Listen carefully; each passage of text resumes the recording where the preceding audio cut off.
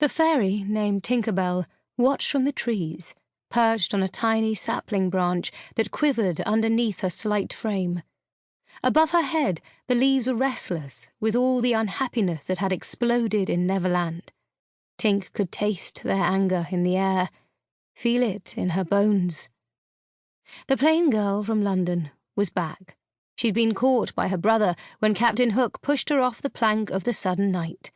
Something about that still didn't sit right with Tink, but she kept her thoughts to herself. Tink's eyes narrowed as she studied the girl. Wendy Darling stood proudly on the platform above centremost, her gaudy metallic blue floral dress whirling all around her. The Neverland breeze lifted her brown curls and kissed her cool cheeks. The girl raised her chin, and even from where Tink sat, tucked back in the trees, the fairy could see that the girl was different now. The Wendy bird had changed. Perhaps it was in the way that she stood, or the way her eyes looked steadily ahead, unflinching. Or perhaps it was in the way that she smiled so coyly at Peter, and the way he looked at her in return, with a desire that made Tink's heart throb painfully. Wendy Darling was a girl with a purpose, not remotely the same girl who had fled Pan Island in a flurry of fear. Whatever Hook had done to her on the sudden night had changed who she was. Tink lifted her head and gave it a shake, sending tiny cylinders of sparkling fairy dust swirling through the air. Wendy Darling even smelled different.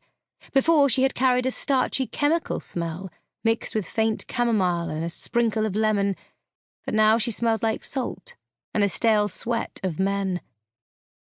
Peter, on the other hand, smelled like a flower's first breath. He was so beautiful that sometimes Tink could barely stand to be near him. She loved the red flames that flicked through his curly hair, his dark eyelashes against his olive skin, and his emerald green eyes. As he stepped toward Wendy, Tink could see her magic curling off his skin like tendrils of white smoke. She watched delightedly as Peter berated Wendy in front of the crowd. But it was short-lived, as his tone changed from one of cruelty to one of lust. The immortal boy, bound to her in unfathomable ways, began to crow about how Wendy had returned because she was in love with him, about how she had returned to be his queen. These same words Tink had so longed to hear spoken to her in whispered, reverent tones. Each syllable tore jagged rips into her heart. Peter was excited, unable to tear his eyes away from Wendy in that dress.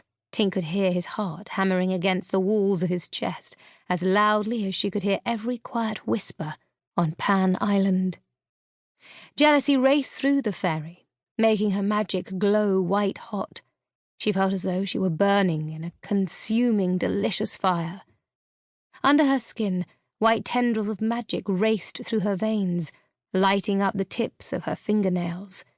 Wendy stared back at Peter now, the look of hungry desire upon her face so real that it made Tink seethe. The girl, still so plain even now when she was dressed up like one of the whores from Harlot's Grove, took a step toward Peter. Her Peter. Before Tink had a chance to catch her breath, Wendy kissed him, her lips pressing against the lips Tink loved as the Lost Boys exploded into cheers.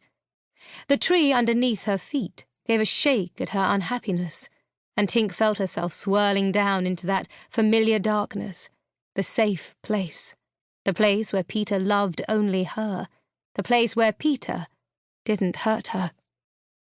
Underneath the ragged shroud Peter made her wear, her wings beat furiously. Tink imagined hurtling toward Wendy, yanking her up by those skinny, pale arms and throwing her off the nearest cliff. It would be immensely satisfying to see the fear in Wendy Darling's eyes when she saw what a fairy could really do.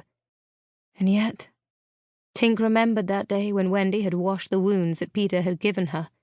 She remembered how her hands had touched Tink with such tenderness, and the memory of it brought star-filled tears to her eyes. Perhaps the girl is good. Perhaps it doesn't matter.